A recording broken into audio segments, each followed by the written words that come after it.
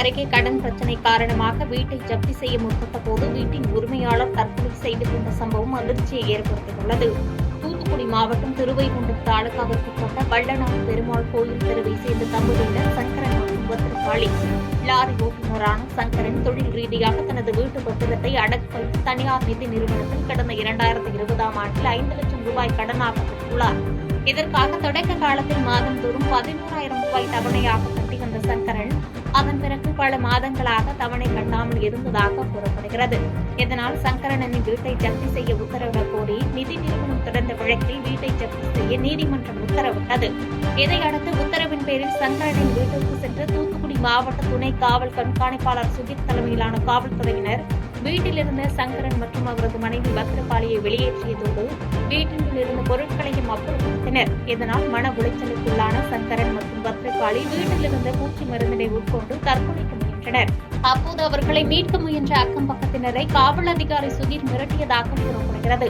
இதையடுத்து இருவரும் மீட்கப்பட்டு மருத்துவமனையில் அனுமதிக்கப்பட்ட நிலையில் சங்கரன் சிகிச்சை பலனின்றி பரிதாபமாக உயிரிழந்தார். தொடர்ந்து பத்திரகாளிக்கு சிகிச்சை அளிக்கப்பட்டு வரும் நிலையில் சங்கரனின் உயிரிழப்பிற்கு காவல்துறைதான் காரணம் என கூறி கிராம பொதுமக்கள் சாலை மறியலில் ஈடுபட்டதால் பரபரப்பு ஏற்பட்டது. தொடர்ந்து சம்பவம் குறித்து காவல்துறையினர் விசாரணை மேற்கொண்டு வருகின்றனர்.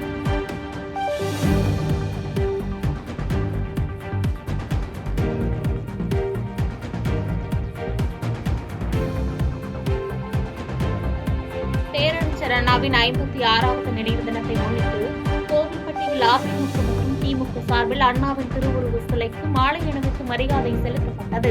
பேரறிஞர் அண்ணாவின் 56வது நினைவு நாளை முன்னிட்டு தூத்துக்குடி வடக்கு மாவட்டம் அதிமுக சார்பில் கோவில்பட்டி சட்டமன்ற உறுப்பினர் அலுவலகம் எதிரே அமைந்துள்ள அண்ணாவின் திருவுருவ சிலைக்கு முன்னாள் அமைச்சரும் கோவில்பட்டி சட்டமன்ற உறுப்பினருமான கடம்பூர் ராஜு தலைமையில் அதிமுகவினர் பேரணியாக இருந்து வந்து அண்ணாவின் சிலைக்கு மாலை அணிவித்து மரியாதை செலுத்தினர். இந்நிகழ்வில் முன்னாள் சட்டமன்ற உறுப்பினர்கள் உள்ளிட்ட அதிமுக நிர்வாகிகள் பலர் உடனிருந்தனர். இதேபோன்று இனாம் மணியாட்சி சந்திப்பில் திமுக மேற்கு ஒன்றியம் சார்பில் ராதாகிருஷ்ணன் தலைமையில் திமுகவினர் அண்ணாவின் திருவுருவ படத்திற்கு மாலை அணிவித்து மரியாதை செலுத்தினர்.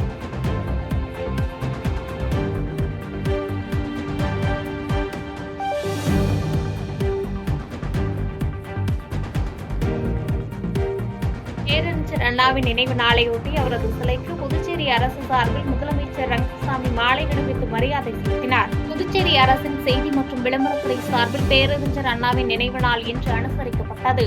நினைவு நாளையொட்டி பழைய பேருந்து நிலையம் அருகே உள்ள அவரது சிலைக்கு அரசு சார்பில் முதலமைச்சர் ரங்கசாமி, அமைச்சர்கள் லட்சுமி நாராயணன் மற்றும் திருமுருகன், துணை சபாநாயகர் ராஜவேலு மற்றும் சட்டமன்ற உறுப்பினர்கள் மாலை அணிவித்து மலர்தூவி மரியாதை செலுத்தினர். இதேபோன்று திமுக, அதிமுக உள்ளிட்ட பல்வேறு அரசியல் கட்சியினரும் மாலை அணிவித்து மரியாதை செலுத்தினர்.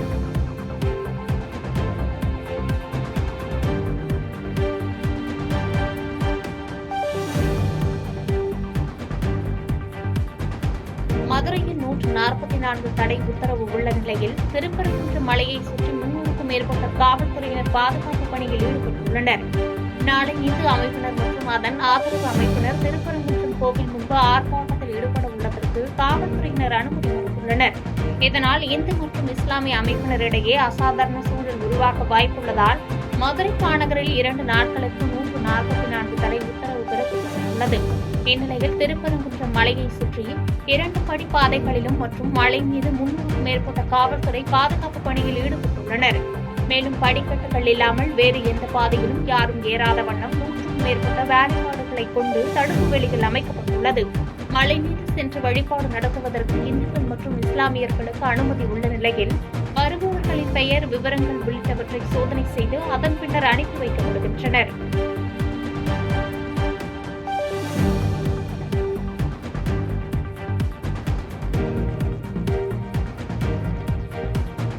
திண்டுக்கல்லில் மரம் முறிந்து விழுந்த விபத்தில் 2 சக்கர வாகனத்தில் வந்த கூலி தொழிலாளி சம்பவ இடத்திலேயே உயிரிழந்தார். திண்டுக்கல் ஆரோக்கிய மாதா கோவில் தெரு பகுதியைச் சேர்ந்த குணசேகரன் கட்டிடத்திற்கு பெயிண்டிங் தொழில் செய்து வந்த நிலையில் திண்டுக்கல் ரவுண்ட் ரோடு பகுதியில் கட்டிட பணிக்காக உபகரணங்கள் வாங்க குணசேகரனும் அவரது சக தொழிலாளியான சேவியர் ஆகிய இருவரும் இரு சக்கர வாகனங்களில் வந்து கொண்டிருக்கும் போது ரவுண்ட் ரோடு சாலை சந்திப்பில் உள்ள புளிய மரம் திடீரென வேரோடு முறிந்து சாய்ந்ததில் 2 சக்கர வாகனத்தின் முன்னே சென்ற குணசேகரன் மீது விழுந்ததில் சம்பவ இடத்திலேயே அவர் உயிரிழந்தார். இந்த விபத்தை அறிந்த அக்கம் பக்கத்தினர் உடனடியாக சென்று குணசேகரனை மீட்கும் பணியில் ஈடுபட்ட பொழுது மரக்கிளைகளுக்குள் சிக்கி இருந்ததால் மீட்க முடியாமல் திண்டுக்கல் நகர் வடக்கு காவல்துறையினருக்கு தகவல் கொடுத்தனர். தகவல் அடிப்படையில் அங்கு வந்த காவல்துறையினர் குணசேகரனை மீட்டு பிரேத பரிசோதனைக்காக திண்டுக்கல் அரசு மருத்துவக் கல்லூரி மருத்துவமனைக்கு அனுப்பி வைத்தனர். மேலும் முறிந்து விழுந்த மரத்தை தீயணைப்பு துறையினர் அப்புறப்படுத்தும் பணியில் மும்முரமாக ஈடுபட்டனர்.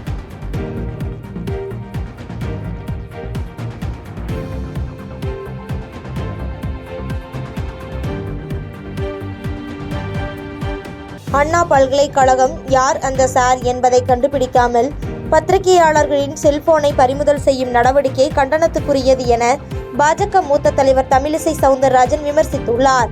46வது தடவியல் துறையின் கருத்தரங்கம் சென்னை இஎஸ்ஐ மருத்துவமனையின் கே நகரில் நடைபெற்றது. இதில் சிறப்பு விருந்தினராக பாஜக மூத்த தலைவர் தமிழிசை சவுந்தரராஜன் கலந்து கொண்டு சிறப்புரையாற்றினார். பின்னர் செய்தியாளர்களை சந்தித்து பேட்டியளித்தார். அப்போது பேசிய அவர், அண்ணா பல்கலைக்கழகம் யார் அந்த சார் என்பதை கண்டுபிடிக்காமல் பத்திரிகையாளர்களின் செல்போனை பறிமுதல் செய்யும் நடவடிக்கை மிக மிக கண்டனத்துக்குரியது என்று விமர்சித்து பேசினார். பத்திரிகையாளர்கள் செல்போன் கூட சுதந்திரமாக வைத்துக் கொள்ள முடியாத அளவுக்கு பத்திரிகை சுதந்திரம் என்ன ஆனது என்றும் கேள்வி எழுப்பினார். மேலும் ஆதவ் அர்ஜுனா திருமாவளவன் சந்திப்பு குறித்து பேசிய அவர், முதலில் நீ போ, பின்னாடி நான் வருகிறேன் என்று கூட அதன் பொருளாக இருக்கலாம் என்று கருத்து தெரிவித்தார். இது மிகவும் வன்மையாக கண்டிக்கத்தக்கது. நீங்க அந்த செல்போன்ல உள்ள சார் யாருன்னு கண்டுபிடிக்காம பத்திரிகை சகோதரர்களின் நம்பர் யாருன்னு கண்டுபிடிச்சிட்டு யாரோட நம்பர் நீங்க கண்டுபிடிக்கிறதுக்காக அவங்களோட செல்போன்களை பறிமுதல் செய்தது மிக மிக வன்மையாக கண்டிக்கத்தக்கது. அது மட்டும் இல்ல, அதோட இன்வெஸ்டிகேஷன் ஆபீசரே என்னால ராகவேந்திரா அவர் பேரு, என்னால இதுக்கு மேல இதை விசாரணை செய்ய முடியாது அப்படின்னு ஒரு காவல்துறை அதிகாரி, ஒரு புலனாய்வு அதிகாரி வெளியே வருகிறார் என்றால் எந்த அளவிற்கு ஆளும் அரசின் அழுத்தம் அங்கே இருக்கிறது என்பதை புரிந்து கொள்ள வேண்டும். ஆக பத்திரிகை சுதந்திரத்தை பற்றி முதலமைச்சர் எதிர்க்கட்சி தலைவராக இருக்கும்போது பேசினார். ஆனால் இன்று பத்திரிகை சுதந்திரம் எங்கே போனது? அவர்கள் செல்போனை கூட அவங்க சுதந்திரமா வைத்துக் கொள்ள முடியாத அளவிற்கு பறிமுதல் செய்கிறீர்கள் என்றால் குற்றவாளியோட செல்போனை பாருங்க, அதுல உள்ள யாரு சாருன்னு கண்டுபிடிங்க. அதான் நான் சொன்னேன், இப்ப தமிழ்நாட்டுல யாரு கார், யாரோட காரு, யார் அந்த சாரு, இந்த டாஸ்மாக் யாரோட பாரு, இப்படிதான் கேள்வி கேட்கக்கூடிய நிலையில் இன்று தமிழகம் இருக்கிறது என்பது நமக்கு ரொம்ப கவலையாக இருக்கிறது என்பதுதான்.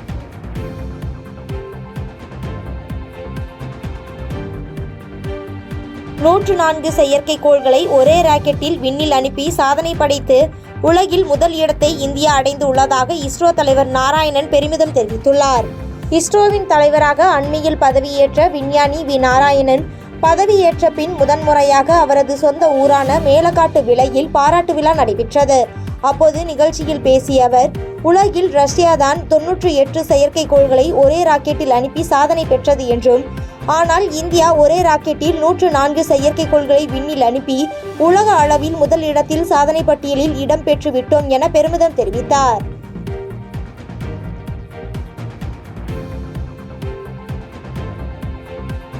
சிதம்பரம் அருகே பிச்சாவரம் சதுப்பு நிலப்பகுதியில் பாமக தலைவர் அன்புமணி ராமதாஸ் விழிப்புணர்வு பிரச்சாரத்தில் ஈடுபட்டார். உலக சதுப்பு நில தினத்தையொட்டி பிச்சாவரத்தில் உள்ள சதுப்பு நிலக்காடு பகுதிக்கு பாமக தலைவர் அன்புமணி ராமதாஸ் வருகை தந்தார். பின்னர் பிச்சாவரத்தில் பசுமை தாயகம் சார்பில் நடந்த விழிப்புணர்வு நிகழ்ச்சியில் பங்கேற்று சதுப்பு நிலங்களை காப்போம் என்பன உள்ளிட்ட பதாகைகளை எழுதியபடி விழிப்புணர்வு ஏற்படுத்தினார்.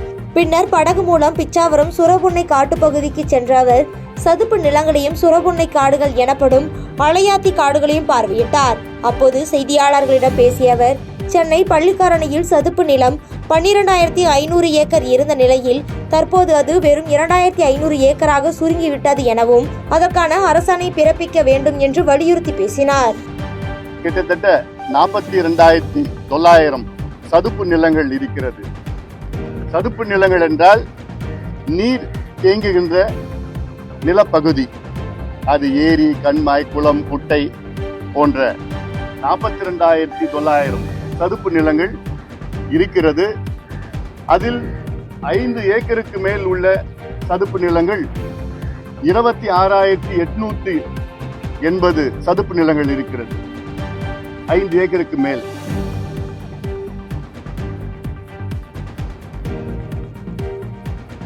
இன்ஸ்டாகிராம் மூலம் காதல் வசப்பட்ட மகளை கண்டிப்பதாக கோரி முட்டை பொரியலில் எலிபெஸ்ட் கலந்து கொடுத்து தாய் கொல்ல முயற்சி செய்த சம்பவம் பெரும் பரபரப்பை ஏற்படுத்தியுள்ளது. கள்ளக்குறிச்சி மாவட்டம் சங்கராபுரம் அருகே உள்ள புதுப்பட்டு கிராமத்தைச் சார்ந்த முனுசாமி மகள் குறிஞ்சி என்பவர் தனியார் கல்லூரியில் 3ஆம் ஆண்டு படித்து வருகிறார்.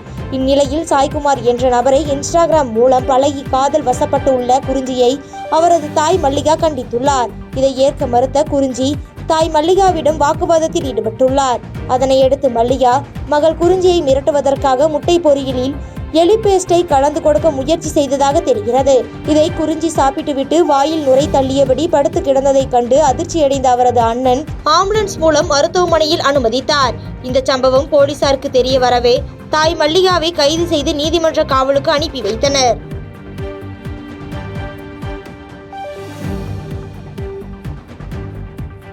அரூர் ஆத்தோர வீதியில் மலம் கலந்த கழிவுநீர் குடியிருப்பு பகுதியில் தேங்கி நிற்பதால் நோய் தொற்று ஏற்படும் அபாயம் உள்ளதாக பொதுமக்கள் குற்றம் சாட்டியுள்ளனர். தர்மபுரி மாவட்டம் அரூர் பேரூராட்சிக்குட்பட்ட ஆத்தோர வீதி மக்கான் தெருவில் 100க்கும் மேற்பட்ட பொதுமக்கள் வசித்து வருகின்றனர். இந்நிலையில் இப்பகுதிக்கு கழிவுநீர் கால்வாய் இல்லாததால் மலம் கலந்த கழிவுநீர் குடியிருப்பு பகுதியில் தேங்கி நிற்பதால் இப்பகுதி மக்கள் பெரும் சிரமத்திற்கு உள்ளாகி வருகின்றனர். மேலும் இதன் காரணமாக நோய் தொற்று ஏற்பட்டுள்ளதால் குழந்தைகள் மருத்துவமனையில் அனுமதிக்கப்பட்டுள்ளதாக பெற்றோர்கள் வேதனை அடைந்து வருகின்றனர். எனவே முறையாக சாலை அமைத்து கழிவுநீர் வெளியேறுவதற்கான புதிதாக கால்வாய் அமைத்து கொடுக்க வேண்டும் என்று அப்பகுதி மக்கள் கோரிக்கை விடுத்துள்ளனர்.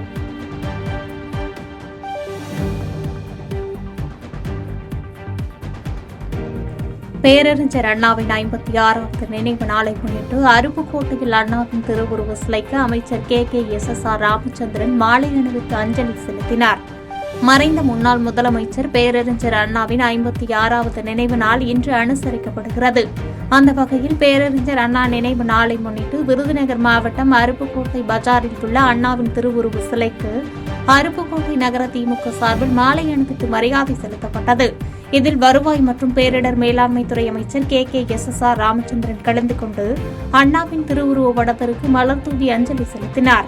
மேலும் அண்ணாவின் திருவுருவ சிலைக்கு நகர திமுக சார்பில் மாலை அணிவித்து மரியாதை செலுத்தப்பட்டது. இதில் திமுக நிர்வாகிகள் ஏராளமானோர் கலந்து கொண்டனர். பாதகம் செய்பவரை கண்டால் நாம் பயம் கொள்ளலாகாது பாப்பா. மோதி மிதித்து விடு பாப்பா, அவர் முகத்தில் உமிழ்ந்து விடு பாப்பா. அண்மை செய்திகளை உடனுக்குடன் தெரிந்து கொள்ள இணைந்திருங்கள் எம் நாடு தொலைக்காட்சியுடன்.